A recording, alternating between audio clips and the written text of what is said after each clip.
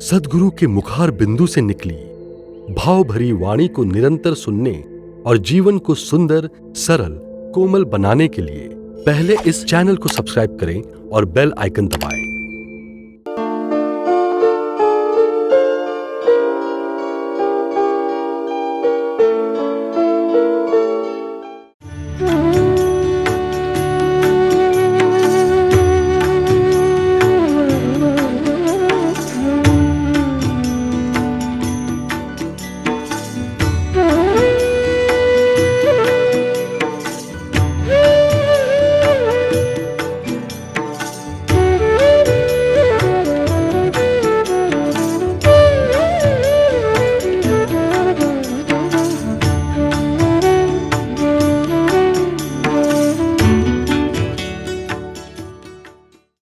एकाग्रता का अर्थ यह है कि एक है अग्र, यानी सम्मुख केवल एक ही है। दुनिया की चाहे कितनी ही वस्तुएं और क्यों न हो, लेकिन उन वस्तुओं से उसका कोई संपर्क नहीं, संबंध नहीं। केवल एक ही का आधार लेकर वह जीवन व्यतीत करता है।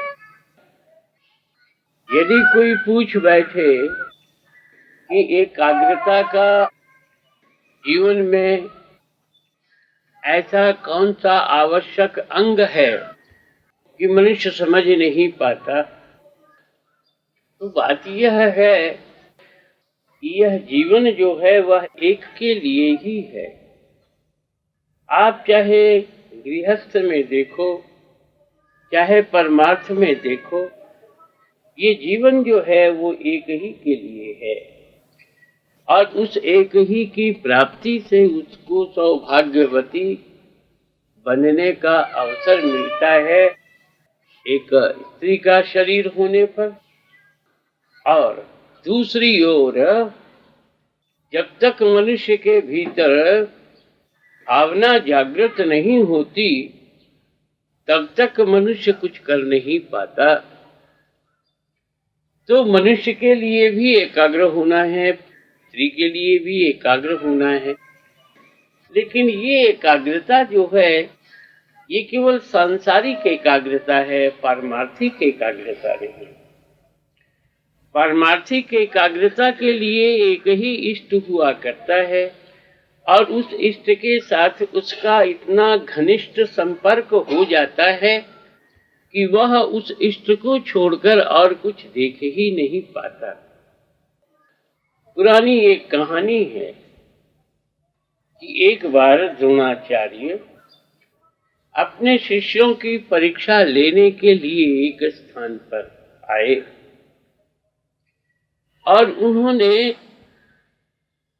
पेड़ पर एक चिड़िया, नकली चिड़िया बनाकर पेड़ की एक शाखा पर वो नकली चिड़िया बांध दी गई।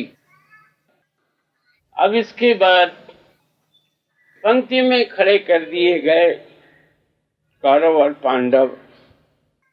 प्रथम पूछा गया युधिष्ठिर से कि तुम्हें क्या दिखलाई देता है? तो उसने कहा कि मुझे आप दिखलाई देते हैं, भाई दिखलाई देते हैं, पेड़ दिखलाई देता है, कि शाखाएं दिखलाई देती हैं, और यही नहीं बल्कि पत्ते दिखलाई देते हैं, चिड़िया दिखलाई देती। तो उन्होंने कहा कि भाई नहीं होगा। इसके बाद दुर्योधन को भी बुलाया और पूछा तो उसने भी इसी प्रकार उल्टा सीधा उत्तर दिया। यो कई कौरव पांडवों को पूछने के बाद उन्होंने फिर अर्जुन को बुलाया और अर्जुन को बुला करके कहा कि भाई इन लोगों ने तो बहुत कुछ देखा, अब तुम क्या देख रहे हो ये बतलाओ। तो अर्जुन ने कहा महाराज मुझे तो कुछ नहीं दिखलाई देता, केवल चिड़िया की आंख दिखलाई देती है। मुझे और कुछ नहीं दिखलाई देता, दिखलाई देती है केवल चिड़िया की आंख। और द्रोणाचार्य ने तब कहा, अब तुम बाण चलाओ। उससे बाण चलाया और ठीक चिड़िया की आंख में ही लगा, और वो चिड़िया जो थी नकली चिड़िया थी, नीचे गिर पड़ी। द्रोणाचार्य बहुत प्रसन्न हुए, क्योंकि एकाग्रता के रूप में, एकाग्रता के भाव में अर्जुन ने जिस प्रकार की दृष्टि पाई, वैसी ही दृष्टि भक्त की जब होती है, तभी वह अपने इष्ट को ठीक समझ पाता है।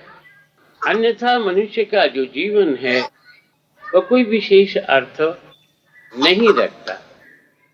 जिस व्यक्ति ने एक इष्ट को अपने सम्मुख रखा नहीं, वो क्या जान पाएगा कि एकाग्रता क्या है। जैसे अभी आपके सम्मुख एक बात कही गई एकाग्रता की, और ये कहा गया कि केवल चिड़िया की आंखें ही उसे देखनी थी, वही उसने देखी, तो और सब चीजें कहाँ चली गईं? अपने स्थान पर सभी थी, लेकिन और को वो देखता तो वो चिड़िया की आंख को नहीं देख सकता था।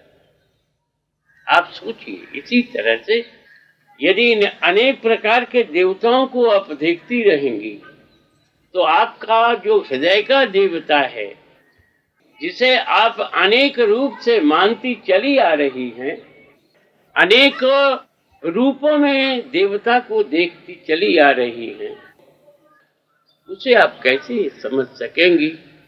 क्योंकि वेद में लिखा है, ऐसा लोगों का कहना है, एको ही देवो बहुविप्रा वदन्ति। देवता एक है, लेकिन ब्राह्मण लोग अनेक के रूप में उसकी व्याख्या करते हैं, उसका रूप देते हैं और बहुत सी बातें कहते हैं। हाथ है, लेकिन हाथ होते हुए भी 5 अंगुलियां हैं। 5 अंगुली तो ठीक, लेकिन ये आप सोचो कि यदि हाथ में 4 अंगुलियों के रहते हुए भी यदि एक अंगूठा न रहे, तो ये चारों अंगुलियां बेकार। आप केवल अंगुलियों से कोई वस्तु, किसी भी वस्तु को आप पकड़ नहीं सकती हो, जब तक कि आप इस एक अंगूठे का सहारा न लो। जब तक ये आपका अंगूठा है, एक और भी अंगुली रहेगी, 4 के स्थान पर 2 रहे, 1 रहे, 3 रहे, कितनी ही क्यों न रहे, लेकिन इस अंगूठे के साथ यदि 1-2 अंगुली रहेगी तो आप उठा सकोगी किसी चीज को, और ये चारों अंगुलियां यदि रहती हैं तो इनसे आप वस्तुओं को उठा नहीं सकोगी। ये बहुत बड़ा ज्ञान है इस हाथ में। क्या ज्ञान है इसमें? ये है धर्म, अर्थ, काम, मोक्ष। ये 4 चीजें, धर्म, अर्थ, काम, मोक्ष, ये 4 अंगुलियां, 4 ये देवता है। और इतना हिस्सा जो हाथ का है, केवल इतना हिस्सा हाथ का जो है, इसी को कहते हैं नारायण के रूप में। वो ठीक हृदय के बीच में यहाँ स्थित है, और इसी की रोशनी से संपूर्ण विश्व मनुष्य को दिखलाई देता है। अंगुष्ठ मात्रेण, केवल इतना अंगूठा है, अंगूठा भी इतना नहीं, केवल इतना जो अंगूठा मात्र कहा गया, इसी से क्या होता है कि इस इतने स्थान से वो प्रकाश जो है वो यूं चारों तरफ, ऐसे चारों तरफ फैलता रहता है। आपने इन अंगुलियों के भीतर धर्म, अर्थ, काम, मोक्ष देखा, लेकिन अर्थ आप शायद समझी कि नहीं समझी, ये कहना कठिन है। इसमें सबसे छोटी अंगुली है धर्म की, और मनुष्य जो है सबसे कम ध्यान देता है धर्म पर। ये छोटी अंगुली है सबसे। इस छोटी अंगुली, ये जो छोटी अंगुली है, ये धर्म की है। सबसे छोटा आज मनुष्य के दिमाग में धर्म है। कौन धर्म की तरफ ध्यान देता है? और तब इसके बाद अर्थ। अर्थ माने धन, पैसा। तो इस पैसे के सम्मुख इस धर्म की हस्ती नहीं। और तब इसके बाद आता है काम। तो ये पैसा भी है कामना के लिए। काम माने कामना। इस कामना की पूर्ति के लिए अर्थ की आवश्यकता है। धर्म छूट गया। अर्थ भी चाहिए किसके लिए? अर्थ भी चाहिए काम के लिए, कामना के लिए। ये बीच वाली जो उंगली है, यानी काम की जो भावना है, ये जो भीतर में अनेक प्रकार की कामनाएं मनुष्य की है, यही सबसे प्रधान जीवन में रह गई। तब इसके बाद मोक्ष आता है। तो ये मोक्ष जो है, ये अर्थ से भी कम पड़ता है। तो इधर कोई कोई व्यक्ति पहुंच पाता है तो ये मोक्ष नारायण के समीप, क्योंकि अंगुष्ठ मात्रा भी आपको कहा गया, बहुत समीप है, लेकिन उसको पकड़ना कठिन। बैठने का एक ढंग हुआ करता है, और वो ढंग शायद आप लोगों में से किसी किसी को शायद मालूम हो। वो कैसा है? जैसे आप नाम जपने के लिए या ध्यान करने के लिए आप शांत बैठ गए, ऐसा आपका हाथ होना चाहिए। ऐसा हाथ यूं, ये 3 अंगुलियां ऐसे रह गई, चौथी अंगुली जो है इस नारायण से इसका संपर्क हुआ। ऐसा यहां आप बैठी, ऐसे हाथ रखकर के आप बैठी हुई हैं। अब धीरे धीरे यदि आप ऐसे ऐसे अंगूठे को या अंगुली को अंगूठे पर आप जरा सा स्पर्श करके देखिए, कुछ समय के बाद आपको एक विचित्र सा सेंसेशन, एक प्रकार की विचित्र सी भीतर में कुछ विचित्र सा भाव आपको मालूम होने लगेगा। केवल इन दोनों, इस अंगूठे और ये चौथी अंगुली के स्पर्श को लेकर के, और बहुत ऐसे ऐसे ऐसे ऐसे ऐसे आप जिस समय नाम आप लेती हैं शुरू में, यदि आपका मन उतना एकाग्र नहीं होता है तो उस अवस्था में आपको ये केवल अंगूठे से चौथी उंगली को मिला करके धीरे धीरे धीरे आप चलाइए, और उसके साथ साथ नाम लीजिए। नाम लेने के साथ साथ फिर ये जो उंगली, ये जो आपकी बहुत जोर नहीं लगाना है, ये आप समझ लीजिए। यदि आप जोर लगाएंगी तो आपको केवल ऐसे ही मालूम होगा, कुछ सेंसेशन नहीं मालूम होगा। केवल हल्के हाथ से धीरे धीरे आप अंगूठे के साथ इस उंगली को का स्पर्श कीजिए, धीरे धीरे इसको चलाइए, तो बड़ा आपको एक विचित्र सा सेंसेशन, एक विचित्र सी भीतर में एक शब्द के द्वारा क्या आप करके देखोगी तो आपको मालूम होगा। बात इतनी ही कही गई आपसे कि एकाग्रता की आवश्यकता इसलिए है कि एक ही सम्मुख, एक ही साधे सब सधे, सब साधे सब जाय, जो तू सींचे मूल को, फूले फले अघाय। एक साधे सब सधे, एक की साधना करने से सबकी साधना होती है। और आपके मस्तिष्क में अभी तक यह बात बैठी हुई है कि घर में तो पशुपतिनाथ जी की भी मूर्ति है, और भगवान कृष्ण की भी है, हनुमान की भी है, और रानी सती जी की भी है, और भी 2-4 मूर्तियां हैं।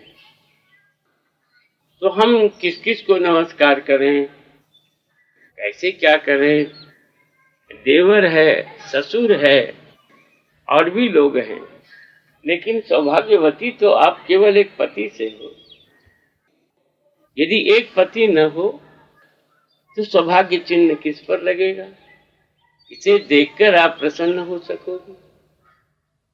ये तो शरीर का साथी पति है, और वो जो प्राणों का पति है, जो प्राणों के भीतर एक आनंद की विशेष गति देकर मनुष्य को प्रफुल्लित कर देता है।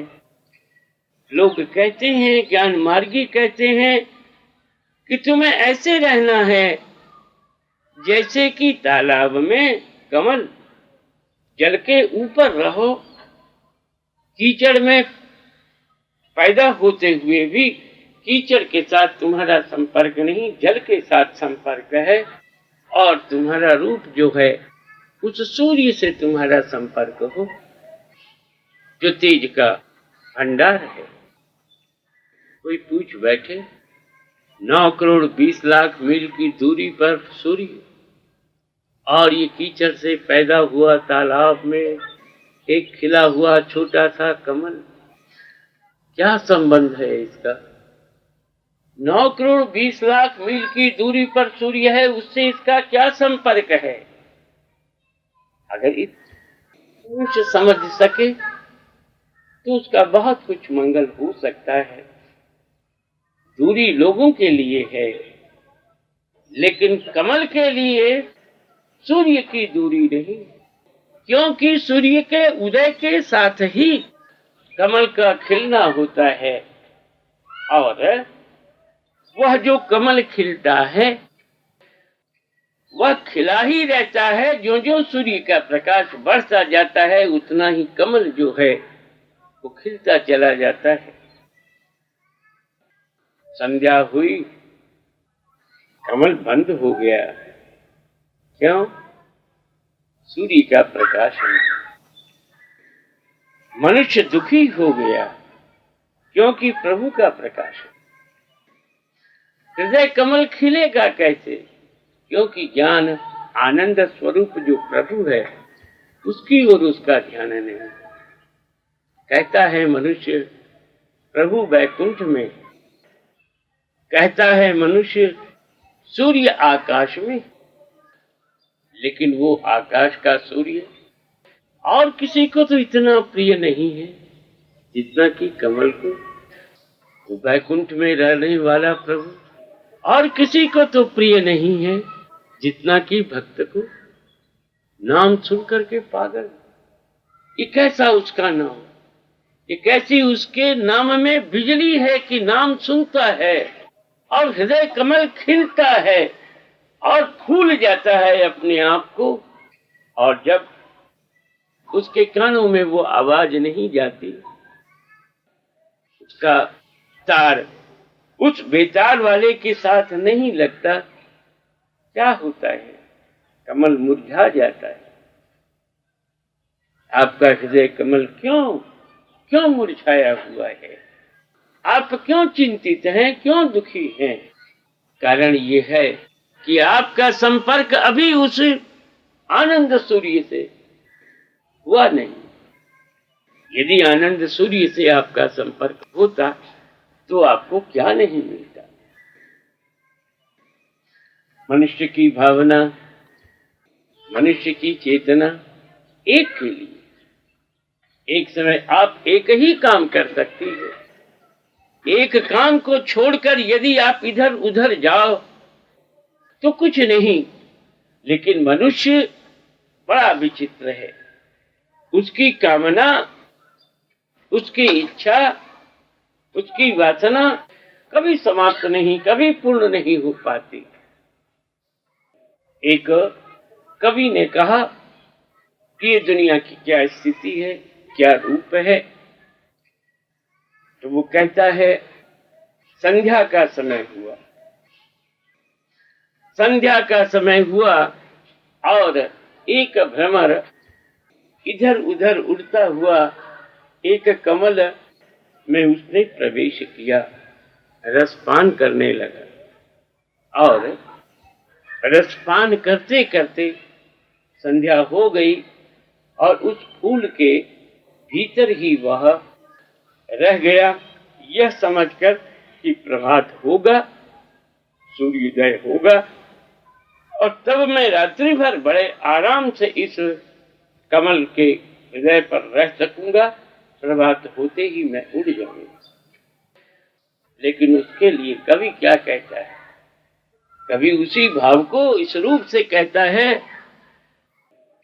हुई है प्रभात अरु भान उदय, अरु चाहत है मद मोह में डूबो। वेणी कहे सुन रे मन मूर्ख, है भगवान को खेल अजूबो। प्रातः गज खाए गयो नलनी, प्रातः गज खाए गयो नलनी, रह गो मन को मन में मन सूबो। प्रभात होने पर एक हाथी आता है, और हाथी आकर के क्या करता है कि उस कमल को वो खा जाता है, और तब उस भ्रमर का जो मंसूबा था वो मन ही में रह गया। यहां आपने एक बात सुनी कि भाई कह दिया इस तरह से, एक हाथी आया और कमल में रहते हुए उस भ्रमर को खा गया, और उसका मंसूबा जो था, उसकी जो कल्पना थी, भावना जो थी, वो भीतर ही रह गई।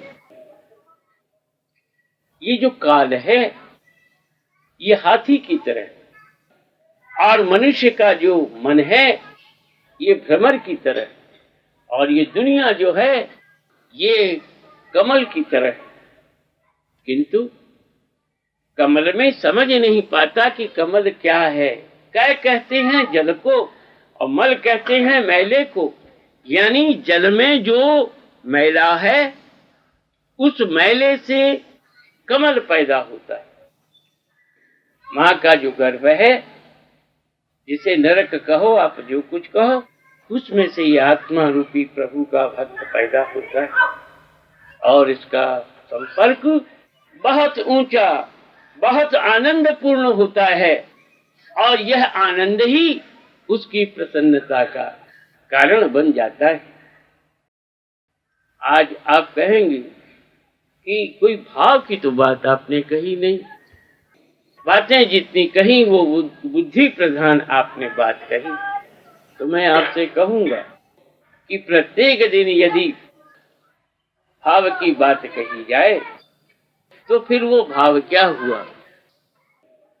ज्ञान की भी जरूरत है, भाव की भी आवश्यकता है, सब चीज की है, लेकिन प्रत्येक दिन यदि मनुष्य को मीठा ही मीठा खिलाया जाए तो उस मीठे की कीमत कम हो जाती है। वो समझ नहीं पाता कि मीठा क्या है।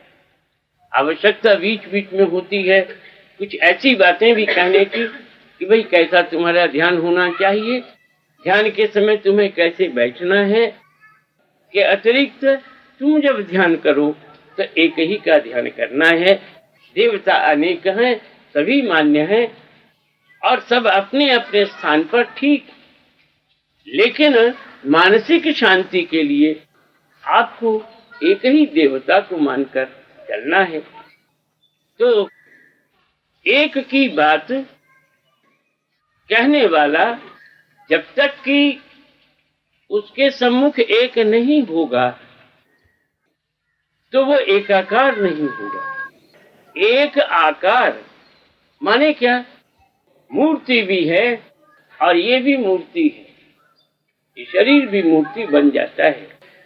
जब मूर्ति की ओर देखता है, भाव जब दोनों का एक होता है तो वो तो पहले से ही ऐसा बन गया है कि उसके भीतर में हृदय के स्पंदन का पता नहीं, लेकिन हृदय में वो वास करता है व्यक्ति के, मनुष्य के।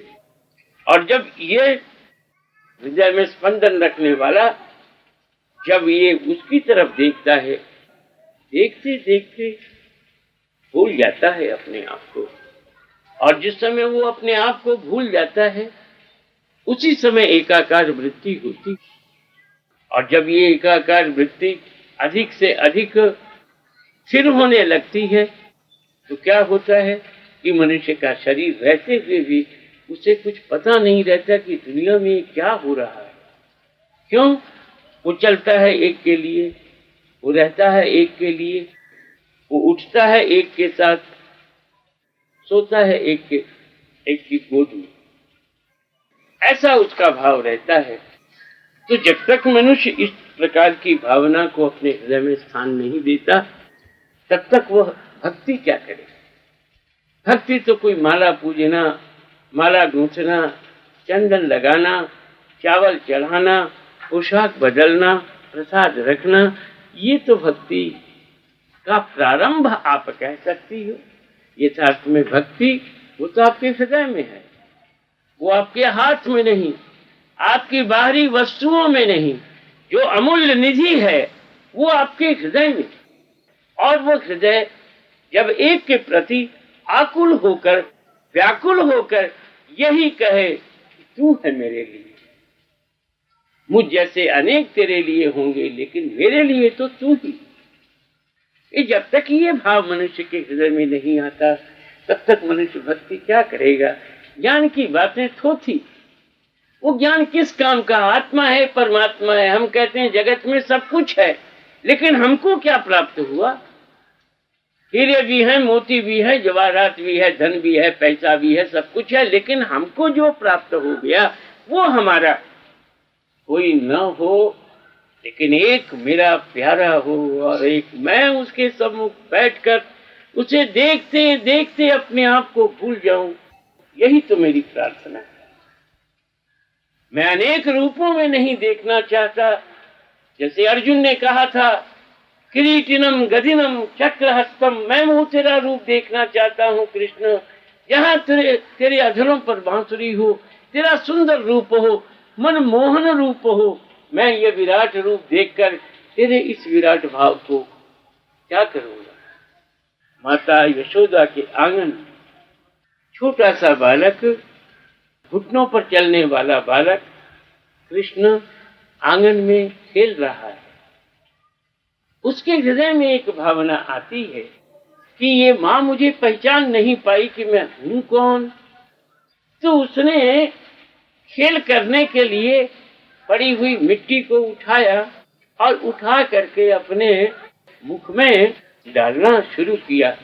माँ की नजर गई और माँ ने उसको प्रेम से थप्पड़ लगा के कहा, मूर्ख, तू मट्टी खाता है, तेरे लिए तो मक्खन है। क्यों ही माँ ने वो मट्टी हटाई, मुख खोला। मुख खोलते ही कृष्ण ने तीनों लोक दिखला दिए अपने मुख में। माँ ने फिर एक थप्पड़ और दूसरे गाल पर लगाया और कहा, ये अपने भक्तों को दिखलाना। ये तीन लोक का खेल जो है ये अपने भक्तों को दिखलाना। कृष्ण, तुम घुटनों के बल मेरे इस आंगन में चलो। मैं इससे बढ़कर बैकुंठ के सुख को भी नहीं मानती। मेरे लिए यही सबसे आनंद है कि लोग तुझे ध्यान में लाते होंगे, लेकिन मैं तो तुम्हें प्रत्यक्ष देखती हूँ अपने इस आंगन में खेलते हुए। यही मेरा सुख है। मुझे ये न दिखलाओ कि तुम त्रिलोकी वासी या तीन लोक को तुम दिखला सकते हो। प्रेमी भक्त जो होता है उसके भीतर भी यही भावना होती है। वो भी यही कहता है कि मुझे तो वो तेरा रूप दिखला कि मैं जिसमें समा जाऊं। मेरे भीतर अहंकार न रहे, मेरे भीतर क्रोध, ईर्ष्या, द्वेष न रहे, क्योंकि तेरा प्यार का रंग जब मेरे हृदय पर रंग जाएगा तो उस समय क्या होगा कि मैं न रहूंगा।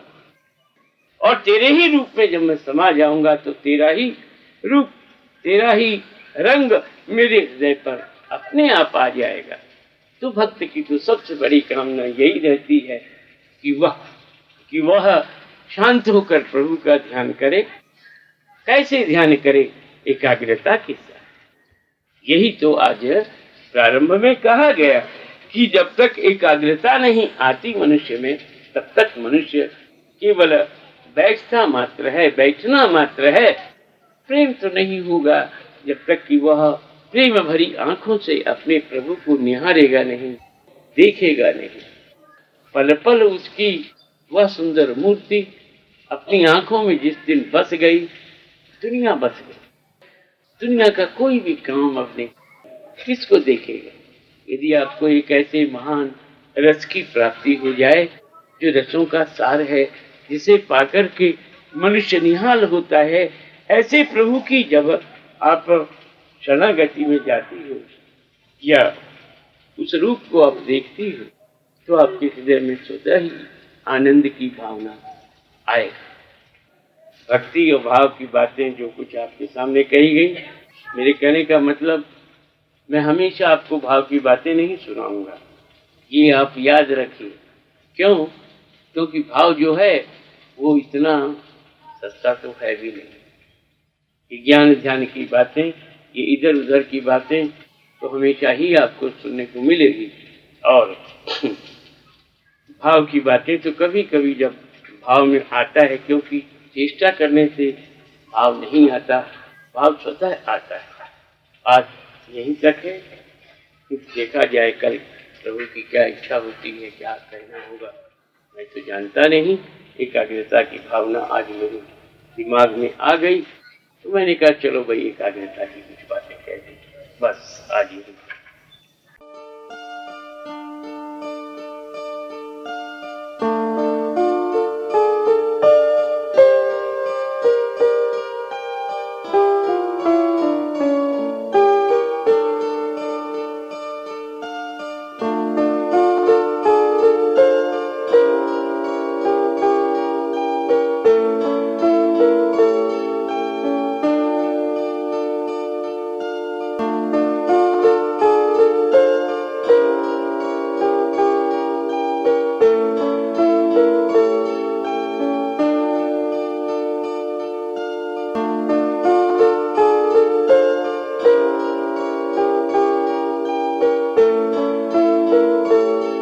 सद्गुरु के मुखार बिंदु से निकली भाव भरी वाणी को निरंतर सुनने और जीवन को सुंदर, सरल, कोमल बनाने के लिए ये चैनल को सब्सक्राइब करें और बेल आइकन दबाएं।